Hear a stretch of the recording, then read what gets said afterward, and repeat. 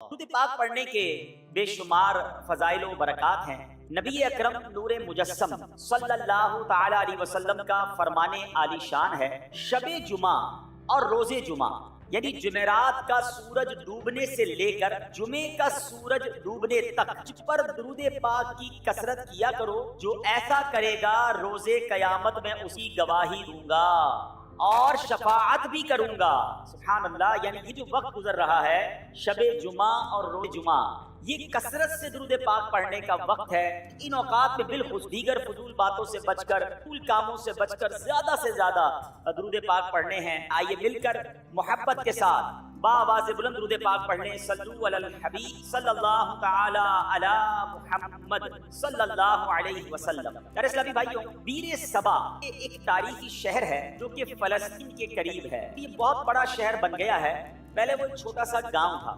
عربی میں بیر کو کہتے ہیں اور صبا کا معنی ہے سات، یہ جو گنتی والا 7 ہوتا ہے نا، 7۔ اب اس کو بیر صبا کیوں کہا جاتا ہے؟ 7 عدد والا کنواں، اس سے کیا مراد ہے؟ اس کے بارے میں مختلف روایات ہیں۔ ایک روایت یہ ہے کہ اللہ کے نبی حضرت ابراہیم علیہ السلام کو جب آگ میں ڈالنے کا واقعہ پیش آیا تو آگ جب آپ کی گلزار بن گئی، اس واقعے کے بعد آپ نے ایک علاقے بابل کی طرف ہجرت کی اور مصر سے ہوتے اس جگہ پر پہنچے جہاں یہ بیر صبا، یہ کنواں موجود۔ اس وقت حضرت ابراہیم علیہ السلام کی عمر جوانی کی عمر تھی۔ اللہ پاک نے آپ کو بہت سارا مال عطا فرمایا، آپ کے پاس مویشی، گائے، بھینس اور دیگر جانور بہت زیادہ ہو گئے، یہاں تک کہ لوگ آپ کو شیخ صالح، نیک کے نام سے پکارتے تھے۔ اللہ کے آپ نبی بھی، آپ سے بڑی لوگ محبت کرتے تھے، آپ کو شیخ صالح کہہ کے پکارتے تھے۔ اب یہ ہوا کہ آپ کی بے ادبی اور آپ سے کہنے لگے کہ آپ یہاں سے چلیں۔ حضرت ابراہیم علیہ السلام کوئی لڑائی جھگڑا، اپنا سامان اٹھایا اور آپ اس علاقے سے اور جبرون نامی شہر تشریف لے گئے، جس کو آج کل اس شہر کو الخلیل کہتے ہیں۔ بہرحال اللہ کریم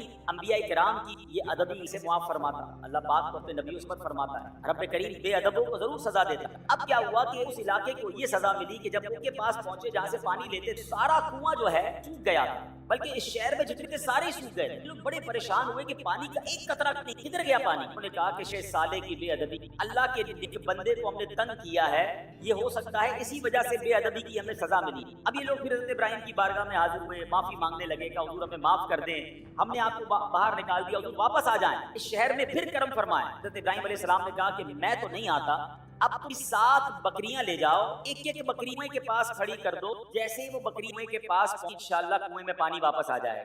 اب یہ لوگ 7 بابرکت بکریاں لے کر واپس آئے، انہیں بکریوں کے پاس کھڑا کیا، اللہ کی رحمت دیکھی وقت ابل پڑے اور دیکھتے ہی دیکھتے پانی سے منہ بھر گئے۔ اسی وجہ سے اس مقام کا نام بیر صبا یعنی 7 بکریوں والا کنواں، یہ نام مشہور۔ میرے پیارے اسلامی بھائیوں، اس واقعے سے کیا سیکھیں؟ پہلے تو حضرت ابراہیم علیہ السلام کی کیا شان ہے، حجہ کا مہینہ حضرت ابراہیم کی ہمیں یاد دلاتا ہے۔ جتنے حج کے ارکان ہیں اس میں حضرت ابراہیم، اسماعیل، بی بی ہاجرہ کی یادیں ہیں۔ صفا مروہ پر جائیں تو بی بی ہاجرہ کی یاد آتی ہے، اور سبحان اللہ آپ ابو الانبیاء ہیں۔ یاد رکھیے حضرت ابراہیم کے بعد انبیاء آئے اس دنیا میں، سب کے سب حضرت ابراہیم علیہ السلام کی اولاد میں۔ حضرت ابراہیم کا مقام سرکار دو عالم صلی اللہ تعالی علیہ وسلم کے بعد کائنات میں سب سے افضل اگر کوئی ہستی ہے تو وہ حضرت ابراہیم علیہ السلام ہیں۔ اور سبحان اللہ حضرت ابراہیم کی جہاں اور بہت ساری برکتیں ہیں، آپ کی ایک اور شان یہ بھی ہے کہ آپ کا جو چہرہ انور ہے وہ سرکار دو عالم علیہ السلام سے بڑی مشابہت رکھتا تھا۔ میرے آقا علیہ السلام فرماتے تو ابراہیم دیکھنا ہو تو مجھے دیکھ،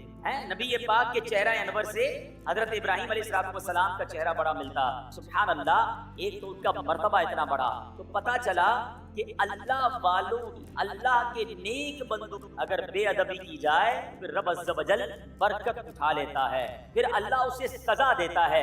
علماء کرام موجود ہیں، میرا تو بہت چھوٹا سا مطالعہ ہے مگر 2 کے بارے میں پڑھنے کا موقع ملا۔ برے کام ایسے ہیں، اگر کوئی بندہ ان 2 برے کاموں میں کوئی کام کرتا ہے، اس کے بارے میں فرمایا یہ کام کرنے والا ایسا ہے کہ اللہ اس سے جنگ کا اعلان فرماتا ہے۔ اتنے بڑے برے کام ہوں، 2 برے کام کا کام کرنے، اور دوسرا فرمایا